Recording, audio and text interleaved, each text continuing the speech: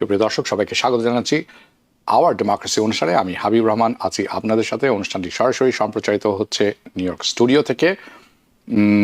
আজকের অনুষ্ঠানটি অত্যন্ত গুরুত্বপূর্ণ কয়েকটি কারণে আমরা চেষ্টা করব ব্যাখ্যা করার। প্রথমে কয়েকদিন আগে অতিবাহিত হয়ে গেল, ট্রাম্প অতিবাহিত করেছেন তার 100তম দিন as a second term president. Bharat Pakistan অবস্থা চরম উত্তেজনাপূর্ণ। কি হতে যাচ্ছে, কি সুরাহা কোনো কিছু হবে কিনা, বাংলাদেশ কি কোনো ভূমিকা রাখতে পারে কিনা, ইউক্রেনের ব্যাপারে একটি চুক্তি স্বাক্ষরিত হতে যাচ্ছে, হয়ে গেছে হয়তো ইতিমধ্যে মিনারেল নিয়ে, যার মাধ্যমে আমেরিকা পুনরায় সেখানে ইনভেস্ট করবেন এবং ইউক্রেন তার মিনারেলের মাধ্যমে আমেরিকাকে পে ব্যাক করবেন। তাহলে চুক্তি যদি কার্যকারী হয়, আসলেই কি এই যুদ্ধটি বন্ধ হতে যাচ্ছে কিনা, সেটি কিভাবে, এবং বাংলাদেশ প্রসঙ্গে বিভিন্ন প্রশ্ন থাকবে। এত শত পার্টি হচ্ছে, কেন হচ্ছে? মানবিক করিডোর চাওয়া হচ্ছে মায়ানমারে সাহায্য পাঠানোর ব্যাপারে। এটি আসলে কেন দরকার, আদৌ দরকার কিনা, করা উচিত কিনা, করলেই বা লাভ কি, না করলেই বা কি হবে, বা কেনই করবে বাংলাদেশ, এই সমস্ত বিষয় নিয়ে আলোচনা থাকবো। কিন্তু এই 100 দিনের ব্যাপারে কিছুটা জিনিস জেনে নেওয়া উচিত। আপনি যদি নিজেকে জিজ্ঞাসা করেন 100 দিন আগে আপনি ভালো ছিলেন না এখন ভালো আছেন? প্রেসিডেন্ট ট্রাম্প ক্ষমতায় এসেছেন, অনেকে বলছেন নেতৃত্ব দিতে নয়, তার নিজের বাহাদুরি দেখাতে, অনেককে শাস্তি দিতে। ইতিমধ্যে অনেককে উনি ছেঁটে ফেলেছেন যারা আসলে দেশের প্রতি অনুগত ছিলেন ফ্রম দ্য গভর্নমেন্ট।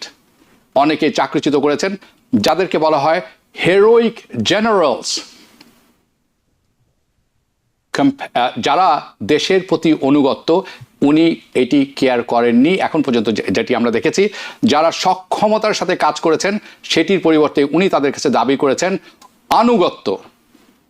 জাস্টিস ডিপার্টমেন্টকে এখন পর্যন্ত যেটি আমরা দেখছি পরিণত করেছেন তার প্রতিশোধ পরায়ণের একটি বড় হাতিয়ার হিসাবে। এবং এলন মাস্ক, দ্যাট গাই, তাকে তুলে দেওয়া হয়েছে আপনার সমস্ত অত্যন্ত গুরুত্বপূর্ণ প্রাইভেট তথ্য, যার মাধ্যমে উনি তৈরি করেছেন ব্যাপক বিশৃঙ্খলা সোশ্যাল সিকিউরিটি সহ অন্যান্য খাতে। আমেরিকার মিত্র যারা আছেন, আমরা বলে থাকি আওয়ার অ্যালাইজ, তারা ফিল করছেন তাদেরকে বিট্রে করা হয়েছে বিভিন্নভাবে। ইউক্রেন বিক্রি করে দেওয়া হয়েছে, অনেকে মন্তব্য করছেন, পুতিনের কাছে। এবং turning hour government into a police state, কিভাবে? যেটি আমরা টিভিতে দেখে থাকি, বা রাশিয়ার ব্যাপারে শুনে থাকি, চায়নার ব্যাপারে শুনে থাকি, সৌদি আরবের ব্যাপারে অনেক সময় শুনে থাকি। সাধারণ নাগরিক কিডন্যাপ হয়ে যাচ্ছেন, কিডন্যাপিং দ্য আমেরিকান সিটিজেন্স। সাধারণ ইনোসেন্ট মানুষ যারা আছেন তাদেরকে পাঠিয়ে দেওয়া হচ্ছে বিদেশের জেলে। স্টুডেন্ট যারা বিভিন্ন মতামত প্রকাশ করছেন অনলাইনে, রাস্তা থেকে তুলে নিয়ে যাওয়া হচ্ছে। কেন? সিম্পলি তারা টুইট করেছিলেন। And then tariff, market crashing, যার মাধ্যমে রিটায়ারমেন্ট অনেক ওয়াইপ আউট হয়ে গেছে, চলে গেছে, অনেকে রিটায়ারমেন্ট হারিয়ে ফেলেছেন।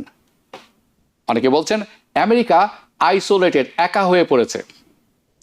এবং অনেকে বলছেন চায়না আসলে জয়ী হচ্ছে এই ট্রেড ওয়ার গেমে। প্রেসিডেন্ট ট্রাম্প ইতিমধ্যে ক্ষমা করে দিচ্ছেন অনেক টেররিস্টকে, অনেক ক্রিমিনালকে। Believe me, it's true. In his second term, it is, অনেকে বলছেন এবং অনেকে মনে করেন যে ট্রাম্পের second chance is to end America. আসলে কি তাই? এবং উনি অনেক এটি নিয়েই কাজ করছেন। কিন্তু আপনি যদি প্রশ্ন করেন নিজেকে আরেকবার, are you safe, are you better off, এই সমস্ত বিষয়ে আলোচনা করবো। এবং আজকের আলোচনা আমার সাথে আছেন হাসান ফেরদৌস, সাংবাদিক, গবেষক এবং লেখক। স্বাগত জানাচ্ছি আপনাকে। আমাদের সাথে আরও আছেন Nakibur Rahman, university of north Carolina. আপনাকেও স্বাগত জানাচ্ছি। সূচনা শুনেই বুঝতে পারছেন ট্রাম্পের প্রসঙ্গই থাকবে প্রথমে। আমি চলে যাব, দুটি ভাগে ভাগ করব। একটি আমি রাজনৈতিক এবং জিও পলিটিক্স নিয়ে আলোচনায় আমি শুনবো হাসান ফেরদৌস আপনার কাছে, এই ট্রাম্পের প্রথম 100 দিনের ব্যাপারটি, এবং অর্থনীতির ব্যাপারে আমি নাকিবুর রহমান আপনার কাছে যাব। চলুন হাসান ফেরদৌস, আপনি শুরু করতে পারেন। ধন্যবাদ হাবিব ভাই। নাকিব ভাই, আসসালামু আলাইকুম, সবাইকে শুভেচ্ছা। হাবিব ভাই, ট্রাম্পের পলিসির এই দুটো জিনিসকে ভাগ করা সম্ভবপর নয়, দুটো একে অপরের সঙ্গে জড়িত। ফলে যে কোনো মন্তব্যই আমাকে ঘুরে ফিরে দুটো বিষয়ে কথা বলতে হবে। Sure. আপনি ভূমিকায় মোটামুটি যে কথাগুলো আমি বলতাম সাজিয়ে বলেছেন। হ্যাঁ, আমরা যখন আমেরিকার কথাটা ব্যবহার করি, what do we mean by America বলতে কি বুঝাই আমরা? আমরা বলি আমেরিকা ইজ অ্যান আইডিয়া। এর মানেটা কি? এর মানে হচ্ছে আমেরিকা এমন একটা দেশ যেটা প্রাচুর্যে ভরা, রিচ কান্ট্রি। আমেরিকা গেলে আকাশে টাকা ছুটছে, উঠছে, ধরলে হাত বাড়ালে টাকা পাবো। সো ইজ রিচ কান্ট্রি, এক নম্বর। 2 নম্বর, আমেরিকা ইজ ফ্রি কান্ট্রি, মুক্ত, স্বাধীন, কথা বলার অধিকার এখানে আছে। আপনার অধিকার শাসনতন্ত্র গ্যারান্টিড। নাম্বার 2। নাম্বার 3, আমেরিকায় আইনের শাসন আছে, ল অ্যাবাইডিং কান্ট্রি, সবার জন্য আইন সমান এখানে। আর ফোর্থ হচ্ছে আমেরিকা ইজ ওয়েলকামিং। তার মানে আমেরিকা অন্য দেশের মানুষকে, অভিবাসীদেরকে ওয়েলকাম করে, যারা এই দেশটাকে গড়ে তুলেছে। ইমিগ্রেন্টরাই এই দেশটাকে গড়ে তুলেছে। এই চারটা হচ্ছে আমেরিকা বলতে, এই চারটাই বুঝাই আমরা। এবং এই চারটা ক্ষেত্রে দেখতে পাচ্ছি আমরা যে এখন আক্রান্ত। ইকোনমি ধরা যায়, আমি রক্ষী ভাই বলুন আমি জানি, আমি সংক্ষেপে বলি। ট্রাম্প সাহেবের 100 দিন হওয়ার পর সময় বিভিন্ন জনমত জরিপ নেওয়া হয়েছে। নিউ ইয়র্ক টাইমস নিয়েছে, ওয়াশিংটন পোস্ট নিয়েছে, ইপসস নিয়েছে, সিয়েনা কলেজ নিয়েছে। একটা কমন থিম, প্রশ্ন হচ্ছে, তুমি কি ট্রাম্প সাহেবের অনুসৃত নীতি সমর্থন করো? যেমন তিনি ক্ষমতা এসেছিলেন, তার প্রতি সমর্থন ছিল প্রায় 55%, এখন তা কমে এসছে 42%। আপনি যে প্রশ্ন করলেন, আর ইউ বেটার অফ, প্রকারান্তর উত্তর দিচ্ছে দেশের মানুষ। 42% বলছে আমরা বেটার অফ, বাকি সবাই বলছে আমরা বেটার অফ নই। ট্রাম্প সাহেবের সবচেয়ে বড় শক্তি কি? ইকোনমি। তো আমরা জানতাম তিনি ক্ষমতা এসেছেন মূল কারণে ইনফ্লেশন নিয়ন্ত্রণ করবেন বলে। বাইডেন সাহেব ব্যর্থ হয়েছিলেন, সে কারণে আমরা ভোট তাকে না দিয়ে ট্রাম্প সাহেবকে ভোট দিয়েছি। ট্রাম্প সাহেব কি ইনফ্লেশনকে, বা আমাদের পারসেপশন অ্যাবাউট ইনফ্লেশন কি নিয়ন্ত্রণে এসছে? আমি দেখতে পাচ্ছি আমেরিকার 76% বলছে তারা আমেরিকার ইকোনমিকে নেগেটিভলি রেট করে। 76% আমেরিকানরা বলছে তারা আমেরিকার অর্থনীতিকে নেগেটিভলি জাজ করছে। তার মানে আহ, এত সংখ্যক লোক মনে করে যে আমেরিকার অর্থনীতি যে পথে যাচ্ছে সঠিক পথে নয়। এটা একটা দিক। 2 নম্বর দিক মনে করা যাক ফ্রি। আপনি উল্লেখ করেছেন যে কিভাবে আমাদের বাক স্বাধীনতা কেড়ে নেওয়া হচ্ছে। বিশ্ববিদ্যালয়ের ছাত্ররা গতকাল ছাত্র মুক্তি পেয়েছে, মাধবী, প্যালেস্টিনিয়ান ছাত্র, আমেরিকান সিটিজেন হওয়ার সে শপথ নেবে যেদিনকে, ঠিক সেই শপথ গ্রহণ অনুষ্ঠান থেকেই তাকে ধরে নিয়ে যাওয়া হয়েছে। কি কারণে? সে প্যালেস্টাইনের সমর্থক বা সে হামাসের সমর্থক, এই অভিযোগে কোনো প্রমাণ নেই। জাজ বলছেন যে এই অভিযোগের কোনো প্রমাণ নেই। আর তাছাড়া তার কথা বলার অধিকার ফার্স্ট অ্যামেন্ডমেন্ট, কনস্টিটিউশনের ফার্স্ট অ্যামেন্ডমেন্ট দ্বারা গ্যারান্টি, তাকে ছেড়ে দেওয়া হয়েছে। 2, এবং ছাত্রদেরকে প্রায়, আমার জানা মতে শেষ হিসাব অনুসারে প্রায় 160 জন ছাত্রকে বের করে দেওয়া হচ্ছে, বের করে দেওয়ার প্রসেস শুরু হয়েছে। ভিসা রিভোক করা হয়েছে কয়েকশো ছেলে, লিগালি কেনা আছে, লেখাপড়া করছে, ভিসা রিভোক করা হয়েছে তাদের। কি অভিযোগ? তারা প্রোটেস্টে অংশ নিয়েছে। পররাষ্ট্রমন্ত্রী রুবিও নির্দেশ দিয়েছেন যে তার কর্মচারীদের, যে তোমরা একে অপরের খেয়াল রাখো, কে অ্যান্টাই খ্রিস্টান কথা বলছে, খ্রিস্টান বিরোধী কথা বলছে বা অবস্থান নিয়েছে, তাদের হিসাব আমাদেরকে দাও। কেমন? তার মানে যেটাকে আমরা মনে করতাম, যে দেশকে আমরা মনে করতাম আমরা কথা বলতে পারি, সবচেয়ে স্বাধীন দেশ, সেখানে স্বাধীনতা আমার কমে আসছে। ল অ্যাবাইডিং, সবার জন্য আইন সমান। আমরা কি দেখছি?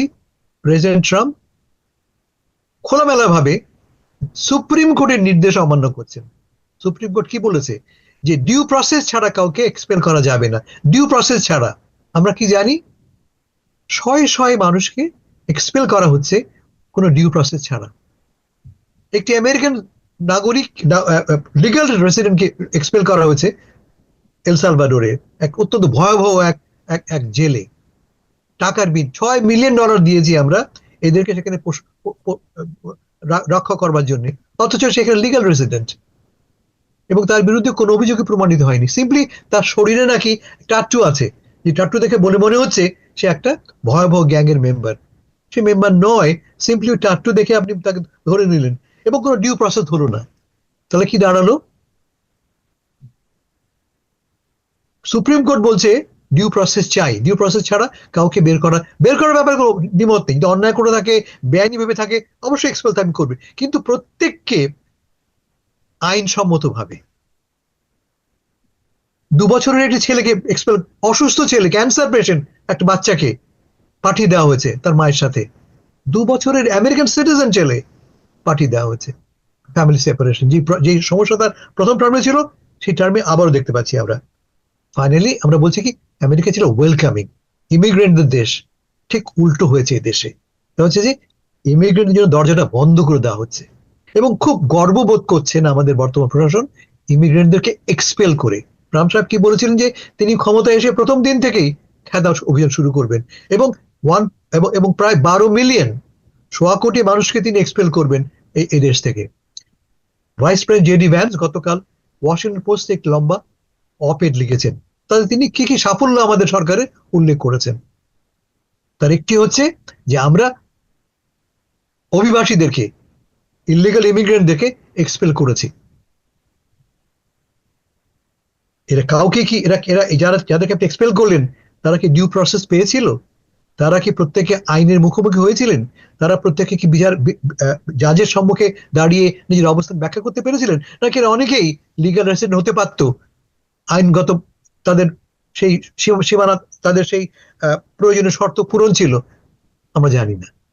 অন্য কথায়, যে কারণে, যে বিশ্বাসে আমরা আমেরিকাকে, ওই যে আমাদের স্ট্যাচু অফ লিবার্টি হাত তুলে দাঁড়িয়ে আছে, আলো হাতে দাঁড়িয়ে আছে, কি বলছে? তুমি দরিদ্র হও, অভাবী হও, তুমি কষ্টে থাকো, আমার কাছে তুমি ওয়েলকাম, তুমি আমার কাছে স্বাগত। ঠিক সেই আলোকবর্তিকার আলোটি ক্রমশ নিভে আসছে আমেরিকায়। ফলে আপনার প্রশ্ন উত্তরে আমি বলি, আমি কি বেটার আছি? আমি আমার কথা বলছি, আমি বেটার নেই। Thank you.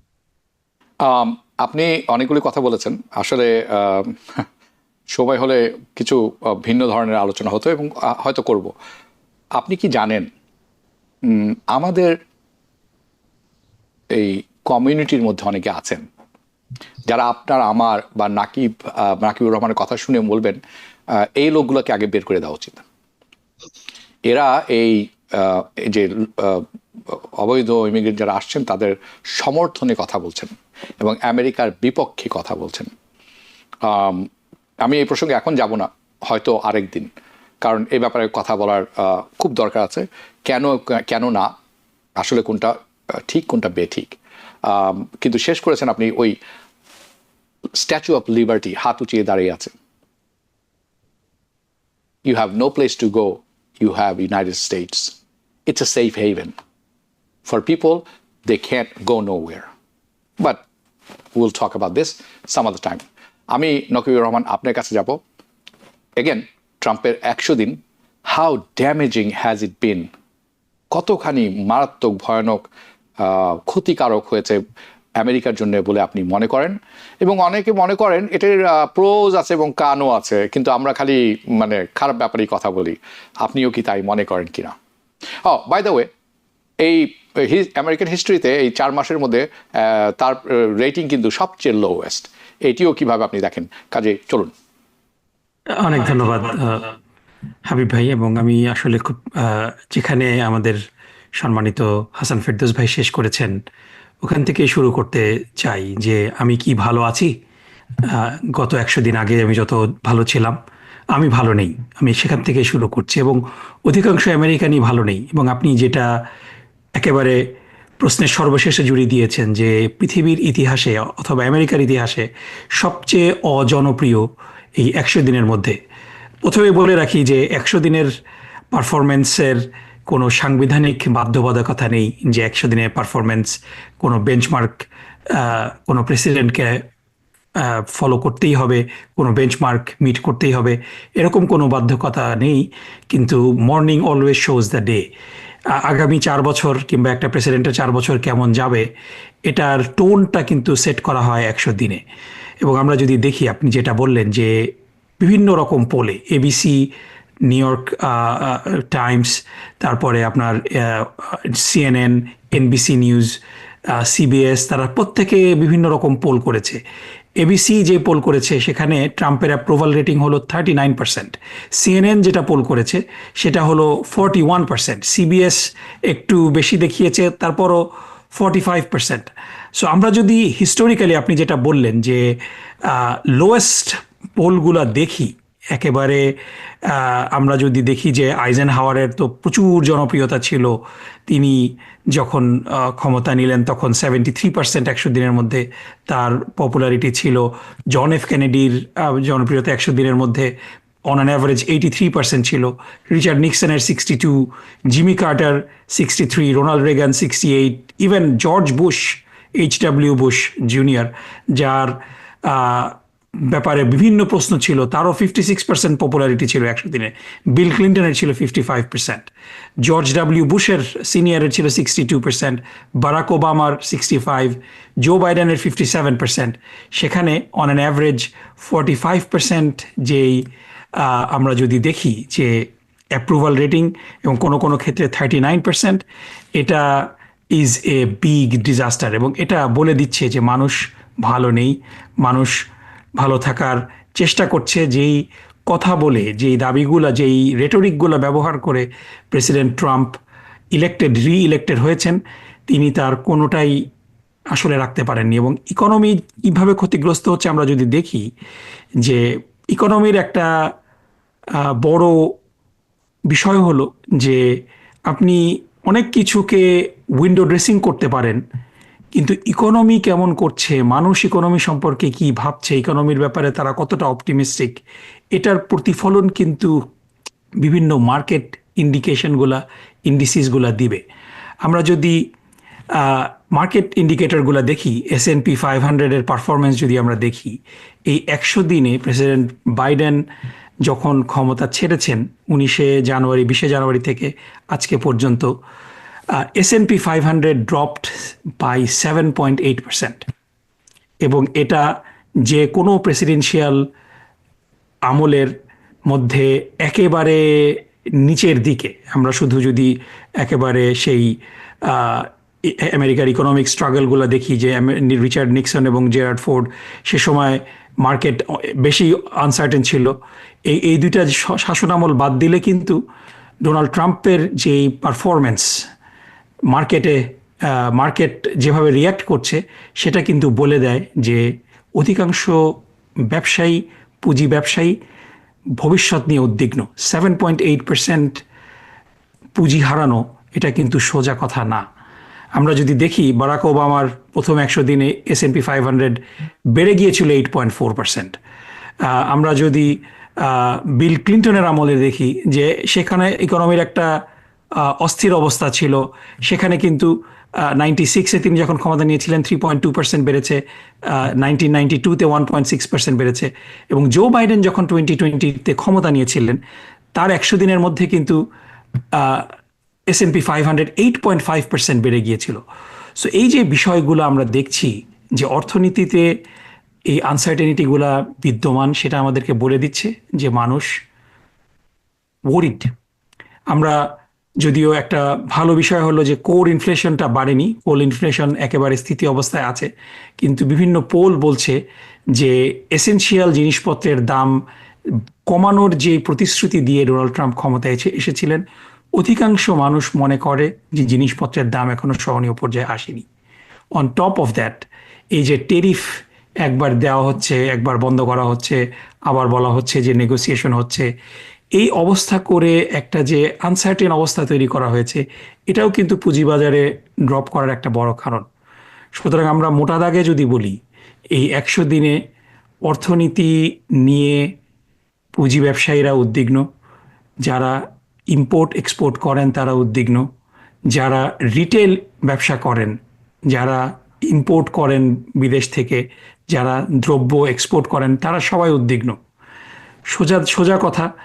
তারপরে সবচেয়ে বড় কথা হলো যে আমরা যদি দেখি যে এই ইলন মাস্কের ডিপার্টমেন্ট অফ গভর্নমেন্ট এফিসিয়েন্সির নামে একেবারে গণহারে ছাঁটাই চলছে, এবং ক্যাবিনেট মিটিংয়ে ইলন মাস্ক একটু উষ্মা প্রকাশ করে বলেছেন যে সব ডিপার্টমেন্টেই ব্যক্তিদেরকে ফায়ার করা হয়েছে, শুধুমাত্র ডিপার্টমেন্ট অফ স্টেটে করা হয়নি।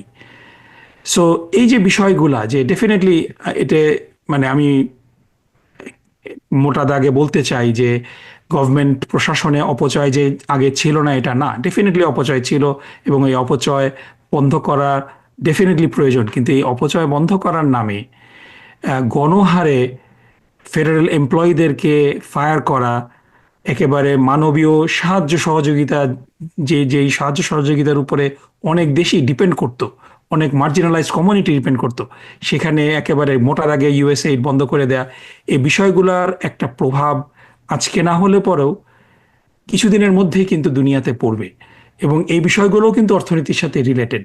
এবং সবচেয়ে শেষে আমি শেষ করব এটা বলে যে আমেরিকা সারা বিশ্বে যেই তার প্রভাব, তার যে প্রতিপত্তি, এটাকে অনেকেই সামরিক শক্তির সাথে সামরিক শক্তির জন্য বলে থাকে এবং এটার একটা কারণও রয়েছে, কিন্তু ইভেন সামরিক শক্তিও সম্ভব হতো না, সামরিক আধিপত্য আমেরিকার সম্ভব হতো না যদি সায়েন্স অ্যান্ড টেকনোলজিতে, শিক্ষায় আমেরিকার অ্যাবসলিউট ডমিনেন্স সারা বিশ্বে না থাকতো। এবং আমরা সেটা খুব দ্রুত সেটাই সবচেয়ে প্রশ্নবিদ্ধ হবে, কারণ America is basically firing it's scholars. আমেরিকাতে যারা স্কলার ছিল তারা আমেরিকা থেকে মুখ ফিরিয়ে অন্য দেশে চলে যাচ্ছে এবং এটা ভবিষ্যতে আমেরিকার প্রভাব বিস্তারে, বিশ্বের উপরে প্রভাব বিস্তারে ব্যাপকভাবে একটা প্রশ্নবদ্ধ অবস্থা তৈরি করবে। ক্যান ইউ ইমাজিন, আপনি কি ইমাজিন করতে পারেন আপনাকে ইকোনমিকের প্রফেসর হিসেবে আপনার ইউনিভার্সিটি থেকে ফায়ার করে দেওয়া হলো because you are not white, just make believe, হ্যাঁ, সেখানে মার্জরি গ্রিনকে স্থলাভিষিক্ত করা হলো, অথবা কলোরাডোর যে ডিস্ট্রিক্ট পরিবর্তন করে রিপাবলিকান বিম্বো, হোয়াটস হার নেম, ডিস্ট্রিক্ট 6-এ ছিল, পরে 10-এ যে জয়ী হয়েছে কারণ ওখানে তার সম্ভাবনা ছিল, I can't remember her name, Lauren Boebert, বারবার, ইয়েস, থ্যাংক ইউ, ধরেন তাকে দেওয়া হলো। আপনি মানে ক্যান ইউ ইম্যাজিন কত রকম কি রকমের ভয়ঙ্কর একটি ব্যাপার ঘটবে? তারা বলবে যে তোমার অর্থনীতি শেখার দরকার নাই, believe in Jesus and your economy is going to be just good, just fine. Believe in Trump. And I'm not kidding. আপনারা দুইজনই জানেন, I'm not kidding. It's very much possible. ছোট্ট একটি প্রশ্ন আমি আপনার কাছে জানতে চাই। মার্কো রুবিওকে অতিরিক্ত দায়িত্ব দেওয়া হয়েছে, মাইক ওয়ালসকে বের করে দেওয়া হয়েছে নিরাপত্তার দায়িত্ব থেকে। হাউ ডু ইউ সি ইট, নাকিবুর রহমান, আপনি এটি কিভাবে দেখেন? ডেফিনেটলি সিগন্যাল গেটের, আমি যখন পড়ছিলাম তখন ট্রাম্প খুব অদ্ভুত একটি মন্তব্য করেছেন, when I have a problem I go to Marco. I don't know what it means. না আমি কোন পত্রিকায় আমি হেডলাইনটা ভুলে গেলাম, যে কে মানে হেডলাইনটা এরকম যে now Marco Rubio has more title than শিন পি and Henry Kissinger. He's a Cuban immigrant, but he thinks he's white. Anyway, what's your আপনার পর্যবেক্ষণটা কি? আমার পর্যবেক্ষণ হলো যে আমি প্রথমে যখন পড়েছিলাম যে বেসিক্যালি যে সিগন্যাল গেটটা যেটা হলো, যে মাইক ওয়ালস এই সিগন্যাল গেটে একজন সাংবাদিককে ভুল করে অ্যাড করে নিয়েছিল এবং যার ফলে একেবারে হাইলি ক্লাসিফাইড সামরিক স্ট্র্যাটেজিক কি বলা যায় সার্জিক্যাল অপারেশনের খবর বাইরে প্রকাশ হয়ে যাচ্ছিল। সো এটার দায়িত্ব কারো না কারো উপরে পড়বে এবং এটার কারণে কেউ না কেউ অফিস ত্যাগ করবেন, এটা আমি ভেবেছিলাম, কিন্তু এটা যে মাইক ওয়ালস হবে এটা আমি ভাবিনি। কিন্তু বিষয়টা হলো যে মাইক ওয়ালসকে কিন্তু আবার মানে ফায়ার করে কিন্তু আবার সাথে সাথে জাতিসংঘের রাষ্ট্রদূত হিসাবে প্রপোজ করা হয়েছে। সুতরাং এটা কি মাইক ওয়ালসের জন্য প্রমোশন হলো না হলো? আর on the other hand Marco Rubio একদিকে সেক্রেটারি অফ স্টেট, তারপরে আবার ন্যাশনাল সিকিউরিটি অ্যাডভাইজার, সো ওইভাবেই যোগ করে বলা হচ্ছে যে now he has more title than Henry Kissinger. মানে তার অর্থ হচ্ছে কোয়ালিফাইড লোকের অভাব পড়ে গেছে আমেরিকাতে, রাইট? মানে just imagine. Anyway, thank you. আমি একটু প্রসঙ্গ পরিবর্তন করবো, যাব ইন্ডিয়া পাকিস্তানের ব্যাপারে। এখানে বেশ কয়েকটি ভাগে আমি ভাগ করব। হাসান ফেরদৌস, আপনার কাছে আমার প্রশ্ন, এই 22শে এপ্রিলের ঘটনার পর থেকে পর্যটক মারা গেলেন 26 জন কাশ্মীরে, তারপর থেকে ইন্ডিয়া পাকিস্তানের অবস্থা খুবই যে কোনো সময় যুদ্ধ বেজে যেতে পারে এরকম একটি ব্যাপার হয়ে দাঁড়িয়েছে। নরেন্দ্র মোদী, ইন্ডিয়ার প্রাইম মিনিস্টার, বলেছেন আমি আমার সেনাবাহিনীকে পূর্ণ স্বাধীনতা দিয়েছি, যা কিছু করতে হয় করবে। সে অন্যদিকে পাকিস্তানি সেনাপ্রধান বলেছেন যে আগামী 34 থেকে 36 ঘন্টায় যে কোনো হামলা হতে পারে, আমরা তৈরি আছি। অবস্থা দৃষ্টিতে মনে হচ্ছে যে কোনো সময় যুদ্ধ বেজে যেতে পারে। আপনি কি তাই মনে করেন? আমি আগের দিন মধ্যে বলেছিলাম যে পূর্ণাঙ্গ যুদ্ধ হবে না, কারণ পূর্ণাঙ্গ যুদ্ধ করার ক্ষমতা এদের কারোরই নেই। যুদ্ধ করার জন্য যেই বাহুবল এবং অর্থবল প্রয়োজন, জনবল প্রয়োজন, কারোরই নেই। ভারতের ক্ষেত্রে ভারতের অধিকাংশ সৈন্য স্টেশন করা আছে চীন সীমান্তে, অলমোস্ট 1 মিলিয়ন সোলজার্স। কেমন? কম্পিউটার 1.5 মিলিয়ন লোক, 1.5 মিলিয়ন তাদের টোটাল অ্যাক্টিভ ডিউটি সোলজার্স, তার বেশিরভাগই চায়নার সীমান্তে। তাদের না সরিয়ে আনলে কি কোনোভাবেই পাকিস্তানের সাথে যুদ্ধ করা সম্ভব হবে না। এটা 1 নম্বর। 2 নম্বর, এই যে যুদ্ধ যুদ্ধ খেলা, এই কিন্তু ভারত পাকিস্তান গত 70 বছর ধরে করছে। মূলত এটা একটা পলিটিক্যাল ইস্যু, পাকিস্তানের জন্য যেমন ভারতের জন্য যেমন। আমি বুঝিয়ে বলি পাকিস্তানের জন্য কেন। পাকিস্তানের ক্ষেত্রে পাকিস্তানের সেনাবাহিনী মনে করে যে পাকিস্তানের একমাত্র সেভিয়ার হচ্ছে তারা, ভারত তাদের মর্টাল এনিমি, আর তাদেরকে ঠেকাতে পারে একমাত্র সেনাবাহিনী। ফলে সেনাবাহিনী কনস্ট্যান্টলি একটা টেনশন তারা তৈরি করে রাখতে চায়, যুদ্ধের হুমকি তৈরি করে রাখতে চায়। এটা তাদের জন্য লাভজনক। যে কারণে তারা ডোমেস্টিক টেরোরিস্ট গ্রুপকে নার্চার করে, লালন পালন করে। এই লস্করাতে এবার বলছি আমরা, এই যে গ্রুপটা আক্রমণের দায়িত্ব স্বীকার করেছিল, রেজিস্ট্যান্স ফ্রন্ট বলে, TF TF TRF, resistance front, তারা প্রথমে একটা ফেসবুক পোস্টে জানালো তারাই এর দায়ী এর জন্য। 2 দিন পরে তারা বললো না, আমরা করিনি, এটা আসলে আমাদের ওয়েবসাইটে ভারতীয়রা ঢুকে আমাদেরকে এটা পোস্ট করেছে 2 দিন পরে। কেন বাবা, সঙ্গে সঙ্গে তুমি কেন করনি? আমরা ভালো করে জানি যে এই প্রতিটি গ্রুপ অস্ত্র এবং অর্থ এবং ট্রেনিং পায় পাকিস্তানের কাছ থেকে। এটা আজকে থেকে নয়, 48 থেকে, প্রথম যুদ্ধ থেকে, যে সমস্ত প্রথম যুদ্ধের সময় যারা পাকিস্তান থেকে এসে কাশ্মীরে আক্রমণ করেছিল, তারা সবাই পাকিস্তান কর্তৃক আর্মড এবং ফিনান্সড। এবং প্রতিবারই দেখেছি আমরা, গত 70 বছরে এরকম 8 ডজন বা বড় বড় হামলা হয়েছে, প্রতিটি পাকিস্তান স্পন্সার্ড হয়েছে। কারণটা কি? যেটা আগে বললাম, সেনাবাহিনী চায় এই থ্রেটটাকে ধরে রাখতে, যাতে করে তাদের যেই বর্তমান যে নেতৃত্ব, বর্তমান যে কন্ট্রোল, তা ধরে রাখতে পারে। একটা কথা খুব আমাদের শশী থারুর, আমার প্রাক্তন বস, বলতেন, তা হচ্ছে এই যে সারা পৃথিবীর সব দেশের একটা করে সেনাবাহিনী আছে, একমাত্র পাকিস্তানেরই সেনাবাহিনী একটা দেশ আছে, যা খুশি সে করতে পারে। কেমন? ফলে এই যে আক্রমণটা ঘটলো, কি প্রমাণ করে? এখন যে পাল্টা হুঙ্কার দিচ্ছে ভারত সেনাবাহিনী, দেখো এই দেখো হামলা হলো বলে 48 আওয়ার্সের মধ্যে, বাঁচাবে তোমাদেরকে একমাত্র আমরা। তার কথা কেন বলছে? তার কারণ পাকিস্তানি সেনাবাহিনী খুব অজনপ্রিয় হয়ে পড়েছে। তার একাধিক কারণ, সবচেয়ে বড় কারণ ইমরান খান। পাকিস্তানের সবচেয়ে জনপ্রিয় নেতা কে? ইমরান খান। তাকে জেলে বসিয়ে রেখেছে কে? এই সেনাবাহিনীর সঙ্গে তার গন্ডগোল হয়েছিল, 1 নম্বর। 2 নম্বর, ইকোনমি খুব দুর্বল অবস্থায় আছে। 3 নম্বর, আমি আপনার বোধহয় বলেছি, আবারও বলি আমি, সম্প্রতি পাকিস্তানের সেনাবাহিনীকে সরকার 1 মিলিয়ন একর জমি দিয়েছে, 10 লক্ষ একর জমি দিয়েছে চাষবাস করবার জন্য। আপনারা তো জানেন যে পাকিস্তানের অর্থনীতির একটা বড় অংশ কন্ট্রিবিউট করে পাকিস্তানের সেনাবাহিনী। তাদের স্কুল আছে, তাদের হসপিটাল আছে, তাদের ব্যাংক আছে, তাদের ইন্ডাস্ট্রি আছে, এখন তাদের কৃষিজ থাকবে। তো এই 1 মিলিয়ন জায়গায়, এটা সেমি অ্যারিড, মানে খুব কম উর্বর জায়গা, পানি কোত্থেকে আসবে? তারা 6টি কানাল খুঁড়বে, নদীর মতো তারা কানাল খুঁড়ে নেবে, এবং পানি আসবে রেগুলার নদী থেকে, শতদ্রু অথবা ঝেলাম নদী থেকে তারা জল নেবে। তার ফলে কি হবে? সাধারণ কৃষক ক্ষতিগ্রস্ত হবে। তো তারা এখন খেপে গেছে, কৃষক খেপে গেছে যে আমাদের জমি পানি নিয়ে নিচ্ছে। এই যে অজনপ্রিয় সেনাবাহিনী, আলোচনাটা মুখ ঘোরানোর জন্য তাদের একটা থ্রেট দরকার। একে বলি আমরা external threat perception. That's what they got it. 1 number. অন্যদিকে ভারত কি চাইছে? ভারতের সামনে নির্বাচন, এবছর নভেম্বরে রাজ্য পর্যায়ে নির্বাচন, যেমন বিহারে, ওয়েস্ট বেঙ্গলে। মোদী সাহেব সৌদি আরব থেকে ফিরে এসে কোথায় প্রথম গেলেন? ভাষণ না দিয়ে, কোনো বক্তব্য না দিয়ে তিনি গেলেন বিহারে তিনি নির্বাচনী ক্যাম্পেইন করলেন। যে ক্যাম্পেইনের তার যে 8 ঘন্টা 45 মিনিটের ভাষণ, তার প্রায় পুরোটাই তিনি কি কি করেছেন, কি কি করবেন তার বিবরণ। শেষ 5 মিনিট তিনি নিজেতে বললেন যে তিনি প্রতিটি টেরোরিস্টকে ধরে শেষ করবেন। তিনি কেন সেখানে গেলেন? আরো ইন্টারেস্টিং, ওয়েস্ট বেঙ্গলে আমাদের এক বিজেপির এক নেতা আছে, শুভেন্দু অধিকারী। তিনি বুক চাপড়িয়ে কি বলছেন? পাকিস্তানকে গাজা বানাবো, বাংলাদেশকে গাজা বানাবো। তার মানে এই হিন্দু মুসলমান এই বিদ্বেষটা তিনি প্রবল আকারে বাড়ি তুলেছেন।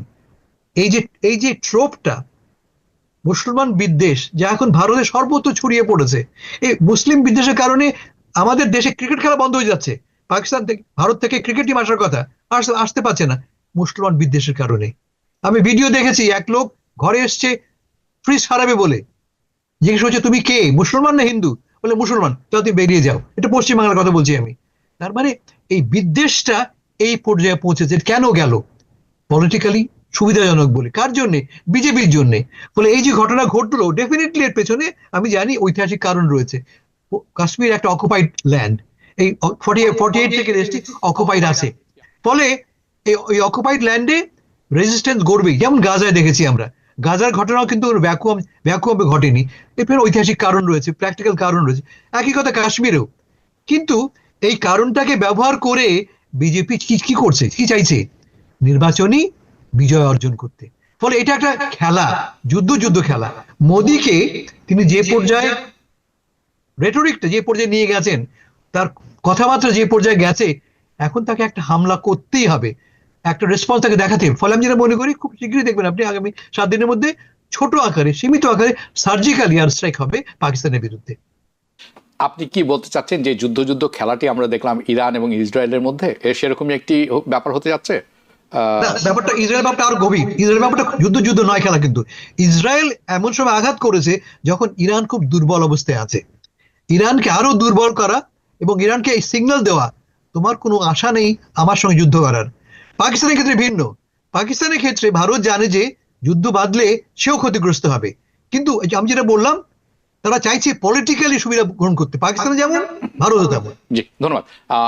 একটি কথা, আমরা পাকিস্তান ভারত যুদ্ধ করছি, একেবারে সত্য কথা হচ্ছে Kashmir is an occupied land, এবং এই সেই দিক থেকে প্যালেস্টাইনের সাথে কাশ্মীরের অনেক মিল আছে। কিন্তু হাবিব ভাই, অকুপাইড বলে আমি টেররিস্ট হামলা করব, তার কোন রকমের যৌক্তিকতা নেই। হামাসে যে ঘটনা করেছে, you are not letting me finish. আমি জানি আপনি গাজাতে গিয়েছেন, থেকেছেন, দেখেছেন সামনে থেকে, কাশ্মীরেও গিয়েছেন, আমিও কাশ্মীরে গিয়েছি। কিন্তু আমি যেটি বলার চেষ্টা করছি, there are some parallels. I am not saying it gives you a licence. আপনি যদি সেটি মনে করে থাকেন তাহলে ভুল বুঝবেন, আমি সেটি বলিনি। কিন্তু গাজা এবং প্যালেস্টাইন এবং ফিলিস্তিন, they are both occupied land, stolen land, এবং এখানকার মানুষের অধিকার কেড়ে নেওয়া হয়েছে। আপনারা যদি কখনো কাশ্মীরে যান, আপনি বুঝতে পারবেন আপনার কমিউনিকেশন কিভাবে ব্রেকডাউন করে। আপনাকে আরেকটা সিম নিতে হবে, আপনাকে প্রতি ব্লকের পরে আর্মির মুখোমুখি হতে হবে। ওখানকার যারা আছেন স্থানীয় কাশ্মীরি, তাদের ব্যবহারে আপনি মুগ্ধ হবেন, কিন্তু বুঝবেন যে তারা একটা ওপেন এয়ার জেলে আছেন। সত্যি কথা। ওকে, আমি প্রসঙ্গের পরিবর্তন করবো একটু, যাব নাকিবুর রহমান আপনার কাছে। যদি এই ব্যাপারে ছোট্ট করে কিছু বলার থাকে আপনি অবশ্যই যোগ করবেন। পিস ডিল ইন ইউক্রেন দেখা যাচ্ছে এমিনেন্ট বাই ট্রাম্প প্রশাসন। এখন বলছেন যে হ্যাঁ, এই যে তোমাদের সাথে আমাদের খনিজ একটি ব্যাপারে ডিএল হয়েছে, আমরা তোমাদেরকে ফান্ডিং করব, আমরা এটা তোমরা সাইন করলে আমরা কাজ করব একটি যুদ্ধবন্ধের পিস ট্রিটির জন্য। এটি আপনি আসলে কিভাবে দেখেন? আমি জানি আমি হাসছি, it's not a satire, it's a real question. এটি আসলে বাণিজ্যর মতো হয়ে যাচ্ছে, কিন্তু আসলে ইউক্রেনের কি কোনো আদতে লাভ হবে, নাকি সব হারিয়ে একেবারে চুক্তি করতেও বাধ্য হলো তারা? হাসছি এজন্য যে প্রেসিডেন্ট ডোনাল্ড ট্রাম্প বলেছিলেন যে তিনি একদিনের মধ্যে যুদ্ধ বন্ধ করবেন। আজকে 100 কততম দিন আমি জানি না, 102 দিন হয়ে গেল। 100+1 ডে আমরা যুদ্ধ বন্ধের কোনো লক্ষণ দেখছি না। তিনি সেই কথা গাজার জন্যও বলেছিলেন এবং বাহাবা করালেন একটা সিজফায়ার ডিল করে। কিন্তু তিনি মূলত তার সমস্ত কথাবার্তার মধ্যেই ব্যবসায়িক টোন। তিনি গাজাকে একটা বিচ ফ্রন্ট রিসোর্টে পরিণত করতে চাচ্ছিলেন, এথনিক ক্লিনজিংয়ের মাধ্যমে গাজাবাসীকে ভয়ভীতি দেখিয়ে মিশর এবং ইজিপ্টে সরানোর জন্য। সো ডোনাল্ড ট্রাম্পের জন্য এই Presidency is basically A business, এবং তিনি মাঝে মাঝে ভুলে বলে ফেলেন যে I will run it like my business, এবং তিনি সেটা করছেন। এবং এই বিজনেসের বেনিফিশিয়ারি হলেন তিনি, তার ফ্যামিলি এবং তাকে যারা ডোনেট করেছে সাধারণ মানুষ, এটার মানে he is actually running it like his business and he is saying that. এবং সেদিক থেকে সত্যি কথা বলতে ইউক্রেনের আসলে খুব একটা কোনো বলার কিছু নেই এখন। Beggars can not be choosers, তাই না? আহ, তবে এত এত কিছুর পরও যদি শান্তি হয় এটাও অ্যাটলিস্ট ইউক্রেনিয়ানদের জন্য একটা বিরাট কিছু হবে। কিন্তু আহ, লক্ষণ কিন্তু সেদিকে বলছে না, কারণ রাশিয়া একবার সিজ ফায়ার একতরফাভাবে কিছুদিনের জন্য মেনে নিলেও ইস্টারের জন্য কিছুদিন বন্ধ করেছিল, কিন্তু তারপরেও কিন্তু রাশিয়া ইভেন ডোনাল্ড ট্রাম্পের প্রস্তাবকেও কিন্তু ফিরিয়ে দিয়েছে। কিছু রিয়ালিটি ইউক্রেন মেনে নিয়েছে যে তাদের নেটোর সদস্যভুক্ত হওয়া আর হবে না, তারা এটা মেনে নিয়েছে। এবং যেই জায়গাগুলা অলরেডি রাশিয়া দখল করে রেখেছে এই জায়গাগুলো তারা আর হয়তো কোনোদিন ফেরত পাবে না। তারপরে ক্রাইমিয়াকে স্বীকৃতি দেওয়ার যেই কথা, ক্রাইমিয়াও পার্মানেন্টলি রাশিয়ার অন্তর্ভুক্ত হয়ে যাবে। সো এত কিছুর পরও কিন্তু আমরা দেখছিলাম না যে কোনো রকম প্রোগ্রেস হচ্ছে। সো যে মিনারেল চুক্তিটা, এটা ডোনাল্ড ট্রাম্প প্রথম থেকেই বলে আসছিলেন। এই মিনারেল বেসিক্যালি এই মিনারেল চুক্তির বেনিফিশিয়ারি আলটিমেটলি কিন্তু ইউক্রেনের জনগণ হবে না, এটা রাশিয়া এবং রাশিয়া বলছি, এটা আমেরিকার কিছু ব্যবসায়ী। এবং এই ইউক্রেন খনিজ চুক্তির বেনিফিশিয়ারি আমি পড়ার চেষ্টা করছিলাম এবং বোঝার চেষ্টা করছিলাম যে আমেরিকার অর্থনীতিতে এই খনিজ সম্পদগুলো কি কাজে লাগবে। এটা এমন কোনো খনিজ সম্পদ না যেটা আমেরিকার অর্থনীতির জন্য মানে এখন মূল বিষয় হলো যে যেই চিপ চিপ রিলেটেড যে খনিজগুলা এবং ইভি রিলেটেড যে খনিজগুলা, সেগুলো এখন সবচেয়ে মূল্যবান এবং এগুলা নতুন করে গোল্ড এবং তেলের থেকেও দামি। সে ধরনের কোনো খনিজ সম্পদ কিন্তু ইউক্রেনের থেকে আমরা দেখছি না। আমি ভুল হতে পারি, if I am mistaken please correct me. কিন্তু এখানে যেই লাভটা হবে সেটা হলো যে ডোনাল্ড ট্রাম্পের যে সমস্ত ডোনার এবং বন্ধুবান্ধব তারাই আলটিমেটলি এটা থেকে বেনিফিশিয়ারি হবে। সুতরাং আমি ডেফিনেটলি চাই যে ইউক্রেনে মানুষের যেই হতাহত হচ্ছে, মানুষ যে হতাহত হচ্ছে, প্রাণহানিটা কমুক, এটাই হলো আমার মূল চিন্তা এখন।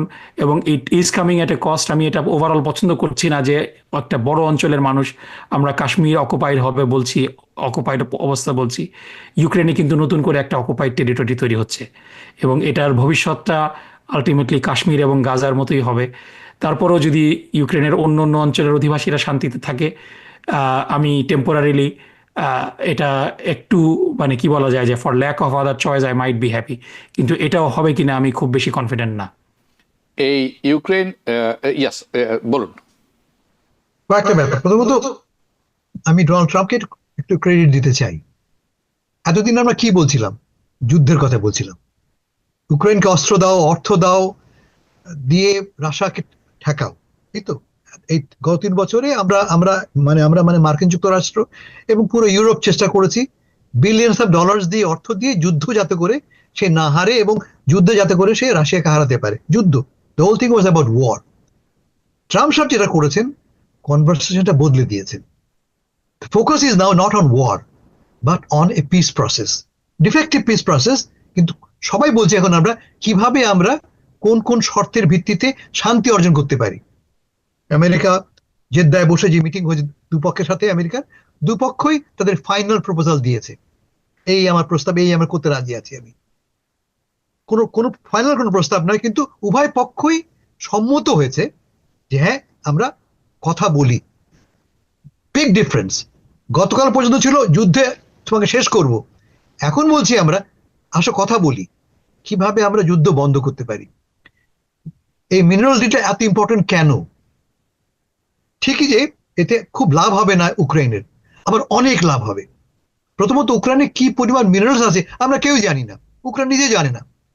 যেই রেয়ার আর্থ মিনারেলের জন্য এই চুক্তি আদৌ আছে কিনা তাও আমরা জানি না। কিন্তু চুক্তি করে লাভটা কি হলো? চুক্তির ফলটা দাঁড়ালো যে একটা কমন ফান্ড, ডেভেলপমেন্ট ফান্ড করা হবে। এই মিনারেল এক্সট্রাকশন থেকে যে এক্সট্রাক্ট করবে আমেরিকান কোম্পানি, প্রাইভেট কোম্পানি, তারা কন্ট্রিবিউট করবে কমন ফান্ডে ইউক্রেনের ডেভেলপমেন্টের জন্য। তার মানে আমেরিকান ইনভেস্টররা, আমেরিকান টেকনিশিয়ানরা, আমেরিকান সায়েন্টিস্ট ইনভলভ হবে।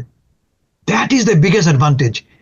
রাশিয়া কখনোই ইউক্রেনকে আক্রমণ করবে না। এই যে এখন প্রতিদিন 5বার করে তারা মিসাইল ছাড়ে, যেখানে আমেরিকান সাধারণ নাগরিক, আমেরিকান এক্সপার্টরা অন দ্য ফিল্ড থাকবে, তা তারা করবে না। এটা 1 নম্বর। 2 নম্বর, তা হচ্ছে এই যে আমেরিকার সাহায্য ছাড়া কোনোভাবেই ইউক্রেন এই যুদ্ধে টিকে রাখতে পারবে না। They need American money, they need American arms, and most importantly they need American intelligence gathering. এই 3টাই তারা পাবে না যদি আমেরিকা তার পাশে না থাকে। এবং এই চুক্তির মাধ্যমে কি হলো, যে গ্যাপ তৈরি হয়েছিল between Donald Trump and Zelensky, সেই গ্যাপটা খানিকটা হলো কম হলো। সে কারণে বলছি আমি, it's a game changer, it's a game changer. Game changer. কিন্তু আমি আর আপনি দুজনেই জানি আপনি ইউক্রেনে ছিলেন অনেকদিন, আমিও এই যুদ্ধ শুরু হওয়ার আগে গিয়েছিলাম, এবং ইউক্রেনের একেবারে যে কিয়েভে আমার পরিচিত লোকজন অনেক আছে যাদের সাথে প্রায় আমার কথা হয়। এই গতকালও কথা হয়েছিল। আমি আপনি দুজনেই জানি যে ইউক্রেনে অনেক আগে থেকেই রাশিয়ান ইন্টেলিজেন্স, অনেক আগে থেকেই আমেরিকান ইন্টেলিজেন্স দুপক্ষই কাজ করছে। এটি নতুন কোনো ঘটনা না। এবং ইউক্রেনের অনেক মানুষই আছেন যারা রাশিয়ান ভাষাভাষী। আমি একজনের সাথে বছর 2 আগে কথা বলেছিলাম, সে বললো যে ইস আমার খুব মিস হয়ে গেছে একটা। আমি বললাম যে কি, সেটা কি? বললো যে ইউক্রেনের পাসপোর্টের আমি যখন নিয়েছিলাম, আমার কিন্তু রাশিয়ান পাসপোর্ট ছিল, কিন্তু আমি এটা সারেন্ডার করে দিচ্ছি, আমার সারেন্ডার করাটা উচিত হয়নি। So it's a mix environment, mix things. এ নিয়ে আরেকদিন কথা বলবো আমরা। আমি একটু নাকিবুর রহমান আপনার কাছে যাব। এই যে বাংলাদেশে হিউম্যান করিডোরের কথাটা উঠেছে, এই ব্যাপারটি প্রধান উপদেষ্টা চিন্তাভাবনা করছেন, এবং উনি আসলে কোনো রকম অন্য কোনো পলিটিক্যাল পার্টির সাথে এই ব্যাপারে আলোচনা করেননি এখনো। আপনার কি মনে হয় এটি দেয়া উচিত, এবং দিলেই বা কি, না দিলে কেন দেওয়া হবে না? না, এটা ডেফিনেটলি একটা ইম্পর্টেন্ট সিদ্ধান্ত, এবং এই সিদ্ধান্ত বাস্তবায়নের আগে সব স্টেক হোল্ডারদের সাথে ডেফিনেটলি ইন্টারিম গভর্নমেন্টের বসা দরকার। এখানে ইন্টারেস্টিং হলো যে ডক্টর খলিলুর রহমান, যিনি মূলত রিফিউজি নিয়েই কাজ করতেন, রিফিউজি বিষয়ক উপদেষ্টা হিসেবেই তাকে নিয়োগ দেওয়া হয়েছিল, এবং তাকে রিসেন্টলি ন্যাশনাল সিকিউরিটি অ্যাডভাইজার করা হয়েছে। সুতরাং জাতীয় নিরাপত্তার সাথে, এবং এটা এই পিস করিডোর প্রপোজালের সাথে এটার কোনো সম্পর্ক আছে কিনা আমি জানি না। এটা নিয়েও বিভিন্ন কথা হয়েছিল যে নর্মালি বাংলাদেশে কিন্তু ন্যাশনাল সিকিউরিটি অ্যাডভাইজার বলে কোনো পজিশন ওরকমভাবে ছিল না। প্রধানমন্ত্রীর একজন সামরিক উপদেষ্টা দায়িত্ব পালন করতেন, এবং প্রতিরক্ষা মন্ত্রী মূলত এই বিষয়টা দেখতেন। সো এখানে নতুন করে it's a western concept, security adviser is a western concept, এবং খলিলুর রহমান সাহেব ডেফিনেটলি যথেষ্ট যোগ্য মানুষ, কিন্তু তার ন্যাশনাল সিকিউরিটি নিয়ে তিনি কতটুকু কাজ করেছেন আমি এই ব্যাপারে খুব বেশি জানি না।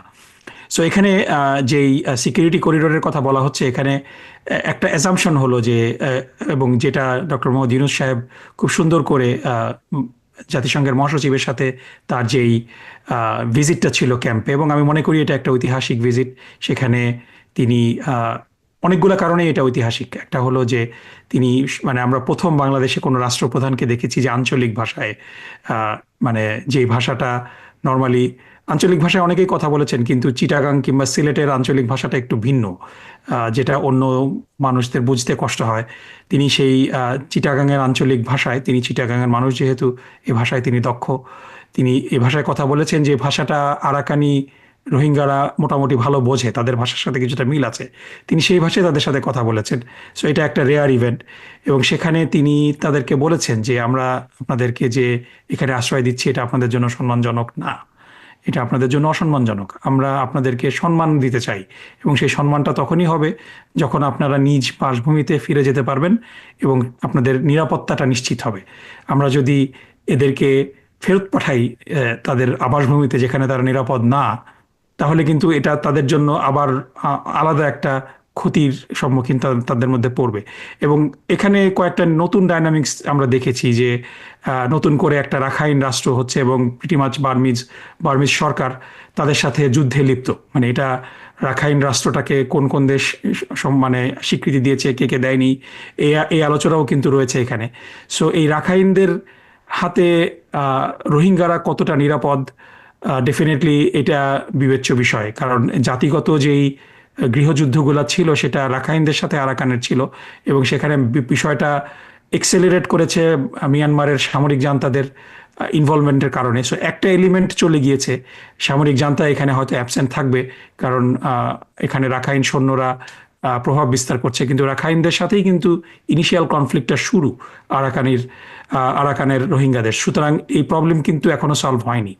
এটা নিয়ে অনেকে কথা বলছেন, অনেকে স্বাধীন আরাকান রাষ্ট্রের কথা বলছেন, এবং এটা নিয়ে অনেকে বলছেন যে এটা প্রিম্যাচিওর। কিন্তু সত্যি কথা বলতে যে এথনিক যেই কনফ্লিক্টগুলো রয়েছে, আমরা যদি পৃথিবীর বিভিন্ন দেশের এথনিক কনফ্লিক্টগুলো স্টাডি করি, এই এথনিক গ্রুপগুলা যদি নতুন নিজেদের আবাসভূমি, স্বাধীন আবাসভূমি না পায়, তাহলে কিন্তু টেম্পোরারি পিস ডিল হলেও পার্মানেন্টলি কিন্তু কোনো সুবিধা হয় না। সো সেদিক থেকে আমি মনে করি যে it's a branded, piece corridor is a branded. আপনার যেখানে সার্জারি লাগবে সেখানে ব্যান্ডেড দিয়ে এটা খুব সাময়িক রিলিফ আপনি পাবেন, এটা দিয়ে পার্মানেন্ট কোনো রিলিফ হবে না। ক্যান্সারের উপরে ব্যান্ডেড দিলে তো হবে না, এরকম একটি কথা ব্যাপার। ওকে, হাসান ফেরদৌস, আপনার কাছে কিন্তু সময় থাকবে 2 মিনিট। আপনি এই যে করিডোর ব্যাপারে আপনার মন্তব্য দিতে পারেন। আরেকটি ব্যাপার, এই যে এনসিপি ছাত্রদের যে রাজনৈতিক পার্টি যেটি তারা করেছেন, ওকে, এটি নিয়ে এখন অনেক কথাবার্তা হচ্ছে। এর সাথে জাতীয় নাগরিক কমিটি সেটিও আছে, ন্যাশনাল সিটিজেন্স কমিটি যেটি, তাদের যে প্রতিশ্রুতি নিয়ে এসেছিলেন, বাংলাদেশের সাধারণ মানুষ যে প্রত্যাশা করেছিল তাদের কাছে, এটি প্রতিফলিত হতে দেখছি না। এটি আপনি কেমনভাবে দেখেন? আপনার হাতে 2 মিনিট সময় থাকবে। হাবিব ভাই, আমি এনসিপি নিয়ে কথা না বলে বরং করিডোর নিয়ে বলি, কারণ আমার ধারণা হচ্ছে ব্যাপারটা নিয়ে কনফিউশন রয়ে গেছে। করিডোরটা কি আসলে, আমরা কি বলছি এখানে? এটা কি প্রথম দুনিয়ায় ঘটলো? এই করিডোর অসংখ্যবার দেখেছি আমরা। এই গাজায় কিছুদিন আগে মানবিক করিডোর হয়েছে, সারিয়াতে মানবিক করিডোর হয়েছে, সুদানে দেখেছি আমরা মানবিক। যখনই কোনো কঠিন অবস্থা পড়ে কোনো একটা জনপদ, যেমন সুদানে ঘটেছে গৃহযুদ্ধের সময়, মানুষ না খেয়ে মরছে, খাবার নেই, পানি নেই, ওষুধ নেই। তাদেরকে খাবার, পানি, ওষুধ পৌঁছে দেওয়ার জন্য বলা হয়, ভাই এই 7 দিন যুদ্ধ করো না, 1 মাস যুদ্ধ করো না, বা অথবা এই এই এই এই পথটাকে মুক্ত রাখো তোমরা। একই ঘটনা ঘটেছে গাজাতে। ঠিক সে কথাই বলছে। জাতিসংঘ কি বলেছে, মহাসচিব কি বললেন, যে ভাই এই গৃহযুদ্ধের ফলে রাখাইন স্টেটে দুর্ভিক্ষ অনিবার্য, মানুষ না খেয়ে মরবে। তোমরা, অর্থাৎ বাংলাদেশ 1 মিলিয়ন লোককে আশ্রয় দিও, 12 লক্ষ লোককে আশ্রয় দিয়েছো মানবিক কারণে। ঠিক একই কারণে তোমাদের একটা প্রস্তাব রাখছি আমরা, এদেরকে খাবার পৌঁছে দেওয়ার ব্যবস্থা করো। এর মানে না যে আমরা আমাদের সার্বভৌমত্ব বন্ধক রাখছি, আমরা সিম্পলি আমাদের মানবিক দায়িত্ব পালন করছি। আর তা কি? তা হচ্ছে যে এই উপদ্রুত অঞ্চলের মানুষদের কাছে জরুরি সেবা পৌঁছে দেওয়া। সমস্যা আছে, সমস্যাটার কথা বলি আমি। রাখাইন অঞ্চলটা এখন যুদ্ধ বিধ্বস্ত, যুদ্ধ চলছে। এই এলাকার উপরে বার্মিজ আর্মির, মিয়ানমার আর্মির নিয়ন্ত্রণ নেই। 2/3 তার হারিয়ে ফেলেছে। নিয়ন্ত্রণ পেয়েছে কারা? Arakan army. আরাকান আর্মির সঙ্গে যুদ্ধ চলছে। কেন এত গুরুত্বপূর্ণ এই এলাকাটা? আপনারা এও জানেন যে এলাকায়, এই যে একটু আগে নকিব ভাই বললেন, একটি আলাদা রাষ্ট্র করার কথা ভাবা হচ্ছে। রাষ্ট্র ঠিক নয়, একটা ব্রেক অ্যাওয়ে প্রভিন্সের কথা ভাবা হচ্ছে। এবং আমেরিকা, আমি শেষ করছি এখন একই বলে, সমস্যা হচ্ছে এই যে যদি এখানে আমরা ঢুকি এবং যদি আরাকান আর্মি এবং বার্মিজ গভর্নমেন্ট সম্মত না হয়, তাহলে আমরা টার্গেট হয়ে পড়তে পারি। আপনারা এও জানেন হয়তোবা, অলরেডি সরকার, বার্মিজ সরকার বলেছে বাংলাদেশকে যে তোমরা এখানে এসো না, I can guarantee your safety. ফলে আমাদের ঢোকা মানে বিপদ ঘনিয়ে আসা। তবে শেষ করছি কথা বলে আমি, যে এর পেছনে যুক্তরাষ্ট্রের সমর্থন রয়েছে। আমরা 2 মাস আগে ভয় ছিলাম যে ডোনাল্ড ট্রাম্প সাহেব ক্ষমতায় আসলে ইউনূস সাহেবকে সরিয়ে দেবে। আওয়ামী সমর্থকের এই ভেবে উল্লসিত ছিল কি, যে আগামীকালই গেম ওভার, কারণ ট্রাম্প সাহেব ক্ষমতায় চলে এসেছেন। এখন উল্টো হচ্ছে, ট্রাম্প সাহেব আমাদেরকে হ্যান্ডশেক করছেন আর আমরা তার প্রতিবাদ করছি। What an irony. Okay, Exactly. What an irony. What an irony. Nakibur Rahman, আপনাকে অসংখ্য ধন্যবাদ। হাসান ফেরদৌস, আপনাকেও অসংখ্য ধন্যবাদ। দুজনেই ভালো থাকবেন। দেখা হবে পরবর্তী অনুষ্ঠানেও। দর্শক, আপনারা যারা অনুষ্ঠানটি এতক্ষণ দেখছিলেন, আশা করি অনুষ্ঠানটি ভালো লেগেছে। দেখা হবে পরবর্তী অনুষ্ঠানে। শুভরাত্রি। TBN 24 টেলিভিশন দেখতে আজই কল করুন 7187776556। লগ ইন করুন www.totalcablebd.com।